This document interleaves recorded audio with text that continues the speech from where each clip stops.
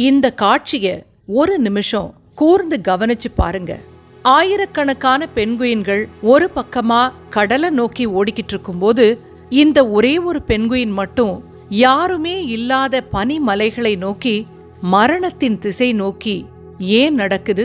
2007 இயக்குனர் Werner Herzog இந்த காட்சியை படமாக்கினப்போ உலகமே ஒரு நிமிஷம் அதிர்ந்து போச்சு. இவன் தனியா எங்க போறான்?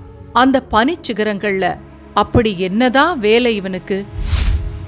நாம இப்ப இருக்கிறது அண்டார்டிகா, பூமியோட மிக கொடுமையான நிலப்பரப்பு. இங்க வெப்பநிலை -80 டிகிரி வரைக்கும் போகும். இரும்பு கூட உறைந்து உடையக்கூடிய இந்த குளிர்ல இந்த கருப்பு புள்ளி எதை தேடி தன்னுடைய உயிரை பணயம் வைக்குது? ஒருவேளை இது தற்கொலையா? இல்ல இதற்கு பின்னாடி ஒரு தீர்க்க முடியாத மர்மம் இருக்குதா? இந்த கேள்விக்கு விடை தேடி அந்த பனிமலைகளுக்குள்ள போனா அங்க ஒரு அதிர்ச்சியான உண்மை நமக்கு காத்திருக்கு. அந்த பாதையில ஏற்கனவே இது போல வந்து உறைஞ்சி போன நூற்றுக்கணக்கான பெண்குயின்களோட உடல்கள் அங்கங்க சிதறி கிடக்குது.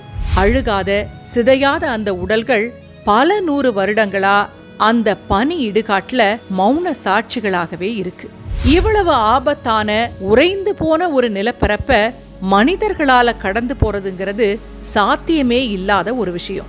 நவீன கருவிகள், பல அடுக்கு உடைகள் இருந்தா கூட ஆராய்ச்சியாளர்களால சில வாரங்களுக்கு மேல அண்டார்டிகால தாக்கு பிடிக்க முடியாது. பெண்குயின்கள் மட்டுமில்ல, இயற்கையோட மடியில வாழும் அத்தனை உயிரினங்களும் மரணத்தை ஒரு மர்மமான சடங்காவே வச்சிருக்கு.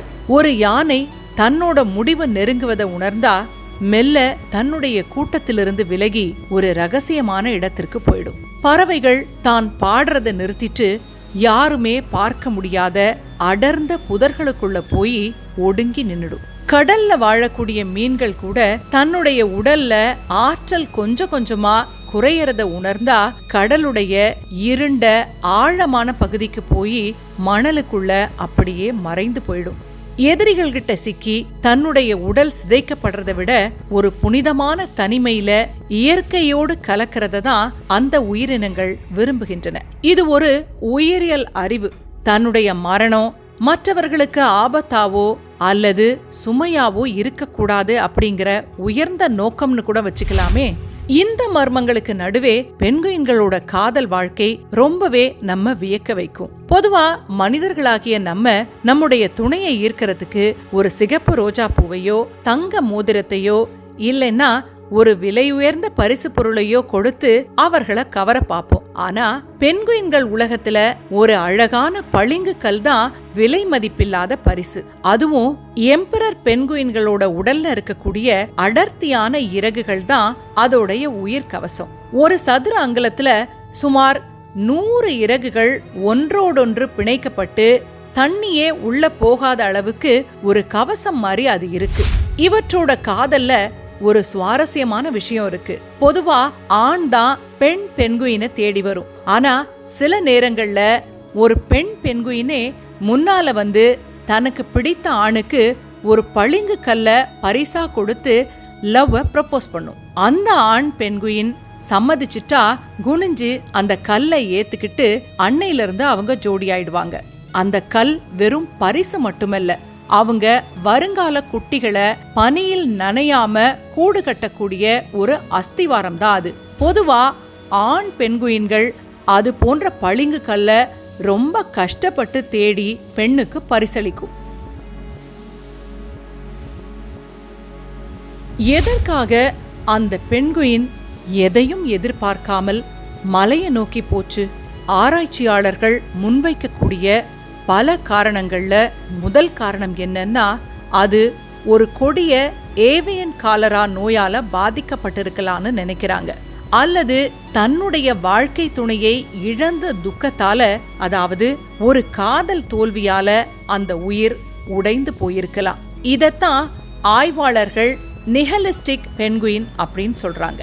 வாழ்க்கையின் மீது எந்தவித பிடிப்பும் இல்லாம ஒரு விதமான சூன்யமான நிலையில அது தன்னுடைய இலக்கை மாத்திக்கிட்டு இருக்கலாம். 2007 பதிவான இந்த ஒரு சின்ன வீடியோ இன்னைக்கு வரைக்கும் இணையத்துல பல லட்சக்கணக்கான பேர்களால பகிரப்பட்டிருக்கு.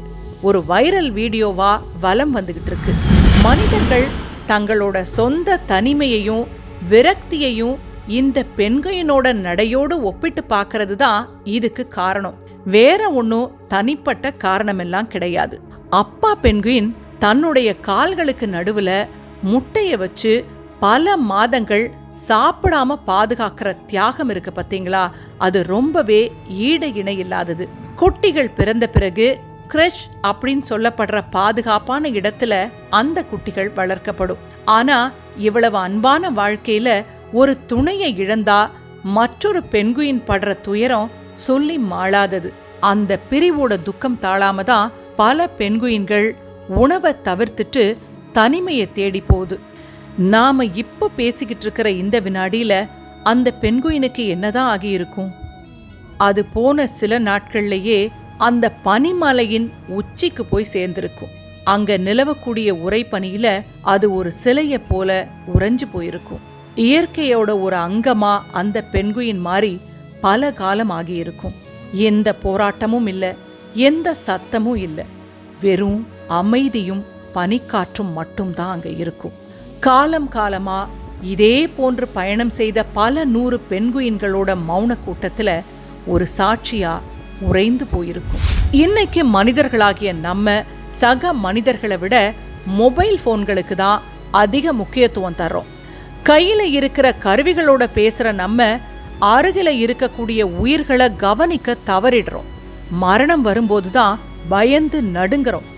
ஆனா மற்ற உயிரினங்களுக்கு மரணம்ங்கிறது ஒரு பயம் இல்லை, அது ஒரு கண்ணியமான பயணம்.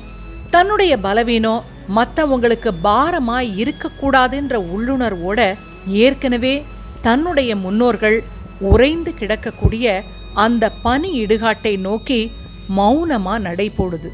இது தற்கொலை இல்லை, இயற்கையோடு ஒன்றி போகக்கூடிய ஒரு உன்னதமான விடைபெறல். அந்த பெண்குயினோட தனிமை பயணம் நம்ம கிட்ட ஒரு கேள்வியை கேக்குது. வாழ்க்கையை விட மரணம் மேன்மையானதா இருக்க முடியுமா? பதில் தெரிஞ்சா கமெண்ட்ல சொல்லுங்க. அடுத்த மர்மமான தேடல்ல சந்திக்கலாம்.